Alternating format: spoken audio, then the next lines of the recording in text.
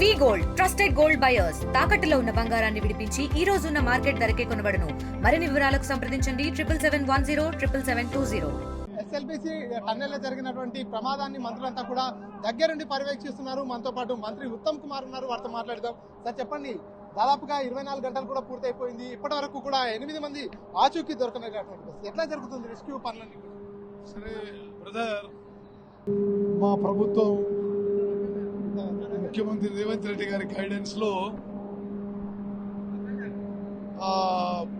మేము కేంద్ర ప్రభుత్వం, Indian army, Indian navy, NDRF అందరి సహకారంతో ఈ క్లిష్టమైన పరిస్థితుల్లో, ఈ సిచ్యువేషన్లో ఏ విధంగా మనము అక్కడ 8 మంది అక్కడ ఇరుక్కొని ఉన్నారు, వాళ్ళని సేవ్ చేయడానికి వాళ్ళని రక్షించుకోవడానికి సర్వశక్తులు ఒడ్డించి ప్రయత్నం చేస్తున్నాం.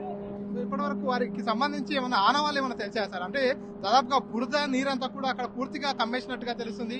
ఎన్డీఆర్ఎఫ్ బృందాలంతా మేము ఆక్సిజన్ పంపిస్తున్నాం ఈ పైపులో, అయితే కానీ ఇప్పటి వరకు మాకు కాంటాక్ట్లు అయితే రాలేదు.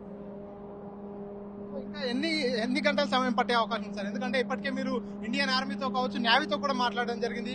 ఆ నేవీ టీం కావచ్చు, ఇండియన్ ఆర్మీ టీం కావచ్చు, ఎంతసేపట్లో ఇక్కడికి రీచ్ అయ్యే అవకాశం? సరే,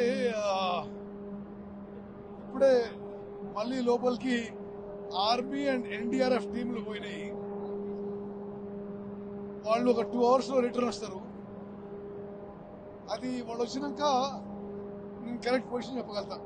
దీనిపై ఈ ఘటనపై ప్రతిపక్షాలంతా కూడా కాంగ్రెస్ పార్టీ కొంత ఈ పనుల్లో నిర్లక్ష్యంగా ఉంది, జియోలాజికల్ సర్వే కూడా నిర్వహించలేదు అనేటటువంటి ఆరోపణలు చేస్తున్నారు. ఏం చెప్తారు వారి ఆరోపణలు? పిచ్చి ఆరోపణలు, అసలు చాలా రాజకీయాల కోసం ఒక దిగజారుడు రాజకీయాలు చేస్తే మాకు మరొకటి లేదు. ఈ మొత్తం ఆపరేషన్ లో ముఖ్యమంత్రి గారు, మేము, అధికారులందరం కూడా పకడ్బందీగా సిస్టమేటిక్ గా ముందుకు పోతున్నాం. మేము అదేవిధంగా కేంద్ర ప్రభుత్వం, ఆర్మీ, నేవీ, ఎన్డీఆర్ఎఫ్ సహకారం తీసుకుంటున్నాం. ఇది మాకు కొంత సెట్ బ్యాకే కానీ దీని నుంచి రికవర్ అయినాక ఎస్ఎల్బిసి టన్నులు పూర్తి చేస్తాం. అంటే ప్రమాదానికి ప్రధాన కారణం ఏంటనుకోవచ్చు సార్? ప్రాథమికంగా ఏమైనా అంచనా వేశారా? దానికి ఇప్పుడు మేము జోలికి పోలేదు. ముందు ఈ ఘటన గడిచినాక తర్వాత ఆ విషయం మాట్లాడదాం. ఈ రోజు సాయంత్రానికి అక్కడ ఉన్న వారి ఆచూకీ ఏమైనా తెలిసే అవకాశం ఉందనుకోవచ్చు? ఉంది. ఈరోజు సాయంత్రం వరకు మాకు ఒక పిక్చర్ వస్తాం అనుకుంటున్నాను. ప్రమాదం పై మంత్రి అయితే పూర్తిగా స్పందిస్తున్నటువంటి పరిస్థితి. ప్రమాదానికి సంబంధించి పూర్తి వివరాలు తీసుకునేందుకు ఎన్డీఆర్ఎఫ్ సిబ్బంది కావచ్చు, ఇండియన్ ఆర్మీ కావచ్చు, అంతా కూడా అదే పనుల్లో ఉంది. ఇప్పుడే కాసేపటి క్రితమే లోపలికి వెళ్ళినటువంటి ఎన్డీఆర్ఎఫ్ టీం కావచ్చు, వారంతా కూడా బయటికి వచ్చినట్టయితే లోపల సిచ్యువేషన్ ఏ విధంగా ఉంది, పూర్తిగా లోపల ఉన్నటువంటి చిక్కుకుపోయినటువంటి 8 మందిని బయటికి తీసుకొచ్చేందుకు ఇంకా ఎంత సమయం పడుతుంది అనేది కూడా ఒక అంచనాకు వచ్చేటటువంటి అవకాశం ఉందని కూడా మంత్రి ఉత్తమ్ కుమార్ చెప్పుకొస్తున్నటువంటి పరిస్థితి. పర్సన్ నర్సింగ్రెడ్డితో మణికంఠ, ఆర్టీవీ, ఎస్ఎల్బిసి టన్నెల్ నుంచి.